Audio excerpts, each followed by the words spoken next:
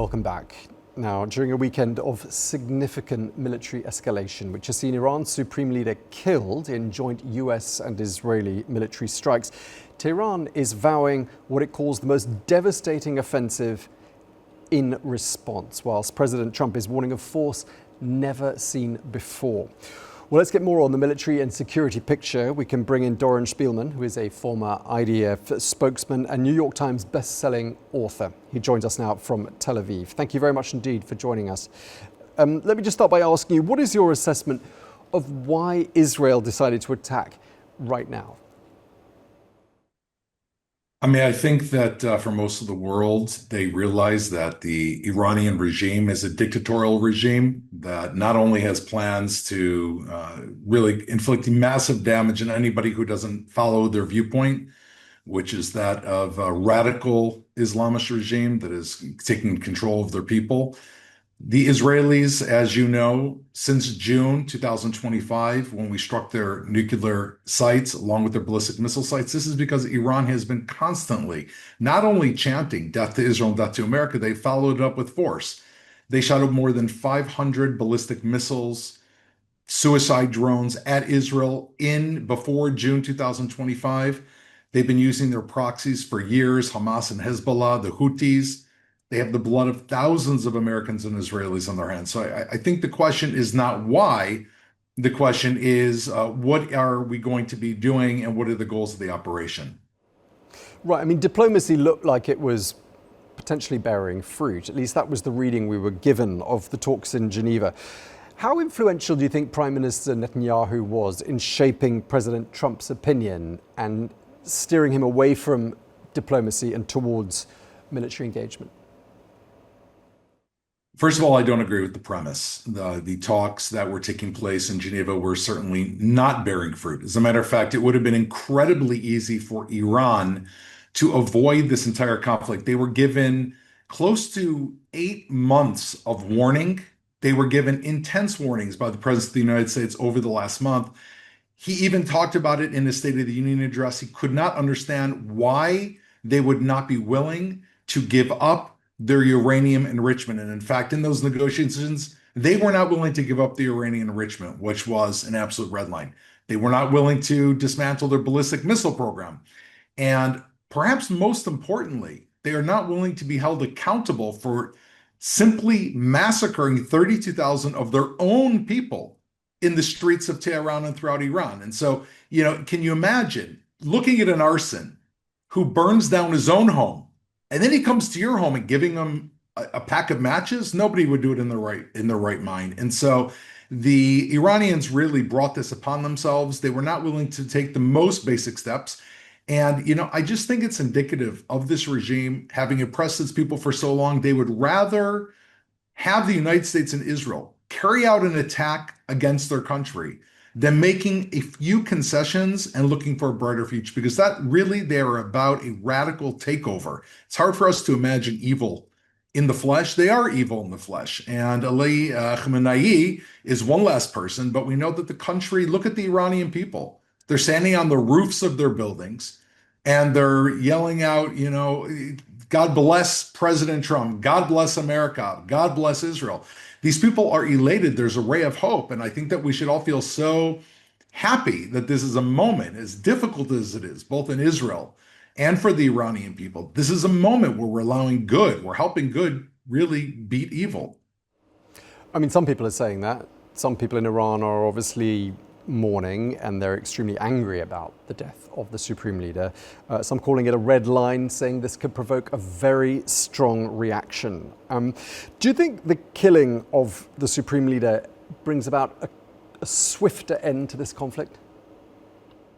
I think that President Trump is correct in understanding that you have to go after the head of the snake. Iran are the ones that were the head of the octopus with tentacles reaching out to Hamas, Hezbollah, the Houthis, militias in Iraq. I mean, so much death and destruction that they really are the head of the snake for so much terror in the world. And at the head of the snake is Ali Khamenei.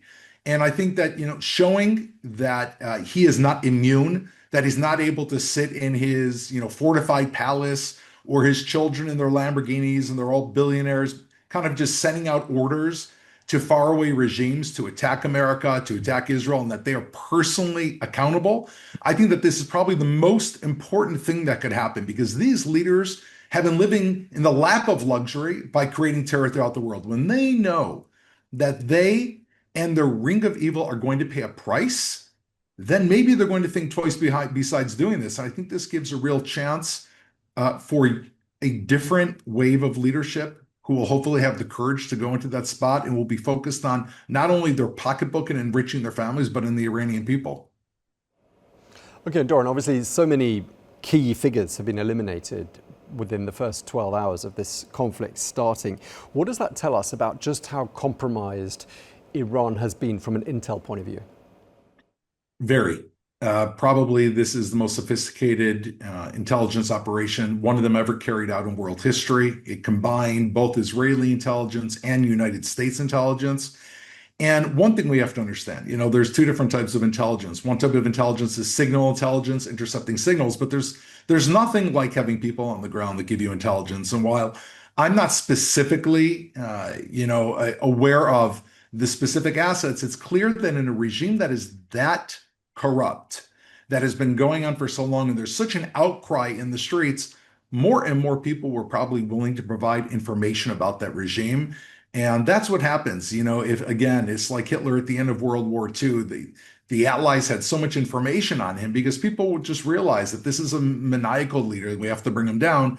And I think that's probably why that really aided to the intelligence process here. It's the very people who wanted to bring him down. There's so many that provided that information. And what do you read into Iran's response so far? I mean, why should GCC countries be on the front line of this conflict? I think that Iran is kind of like a predator that as it's dying is kind of just shooting at everyone around the entire area. I mean, it's insane. They've struck Saudi Arabia, they've struck everyone in the Middle East. They've struck your own cities and your own capitals all throughout the Middle East. And I think it just really shows, they were ruling by force. And when they see their power slipping, all they can think of at this point is revenge.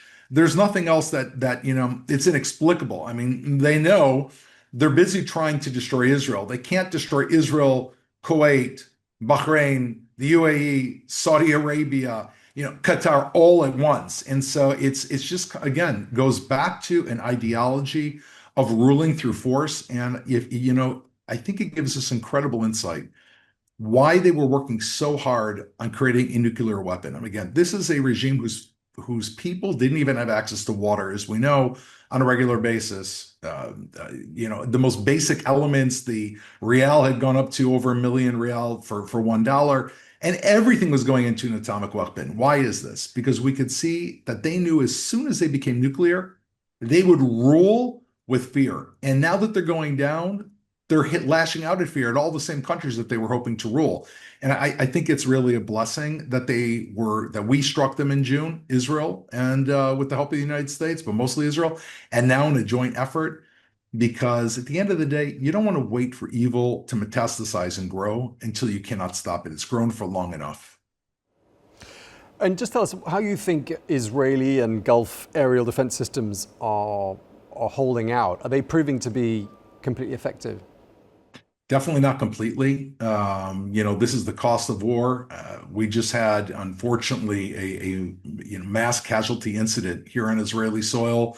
While we've been investing so much in developing these systems and sharing them with our neighbors in the Middle East and with European countries, and as incredible as they are, and I think that every time I hear an interception from my own home, it only takes one. And let's remember that Iran is aiming not only for military sites, they're clearly aiming for the middle of civilian centers. And this bomb that landed in Beit Shemesh is the middle of a neighborhood.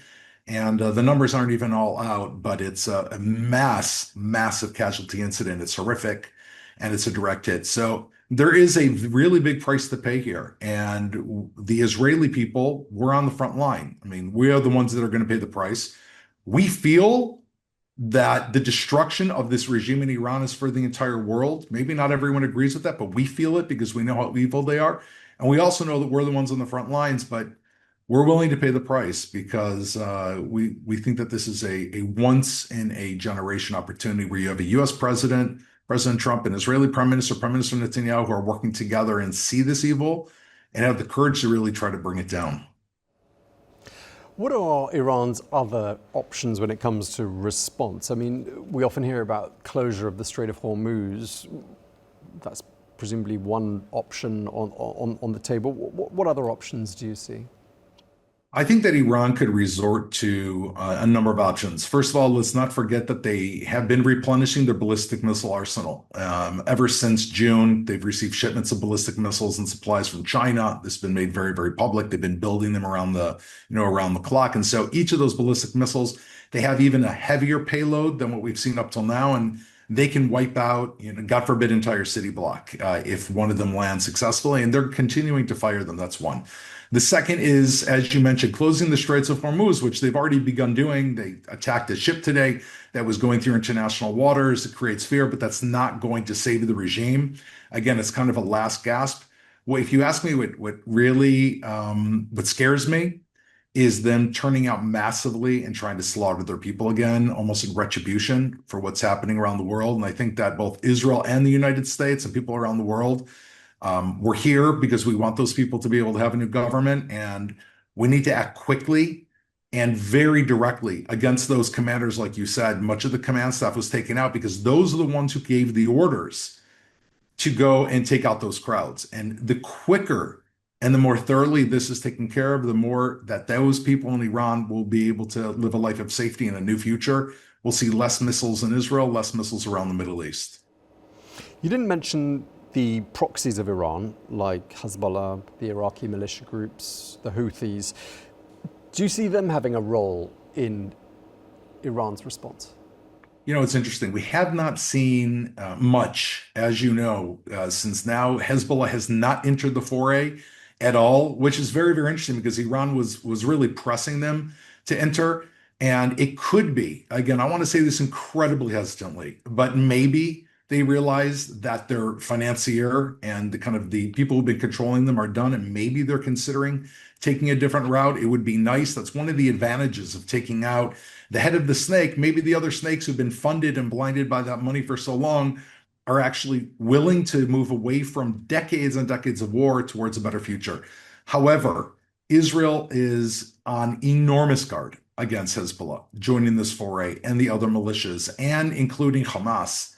In Judea and Samaria and in Gaza, there was a massive call-up of Israeli troops. More than 70,000 reservists were called up, and almost all of them are in Judea and Samaria, making sure that, because we saw certain Hamas members cheering in Nablus. It's absurd. Every time a Iranian missile lands over their heads or in their own cities, they're cheering as if to support Iran. It's not all of them. It's not all the Arabs in Israel by any means, by the way. But we have to be very careful that they don't join the foray. And so I'm hoping that they're going to look towards a better future and look towards the West and help Western values really enter into the Middle East. It's just would be a very good thing. You might not have the details, but I'm going to ask you anyway. I mean, Israel did bomb an elementary school in southern Iran yesterday, and according to Iranian officials, at least 148 people were killed, many of them schoolgirls, I gather. What's your understanding of how that happened? And are you concerned something like that could create a major backlash, from people who otherwise would have supported Israel and the United States in doing what they're doing in Iran?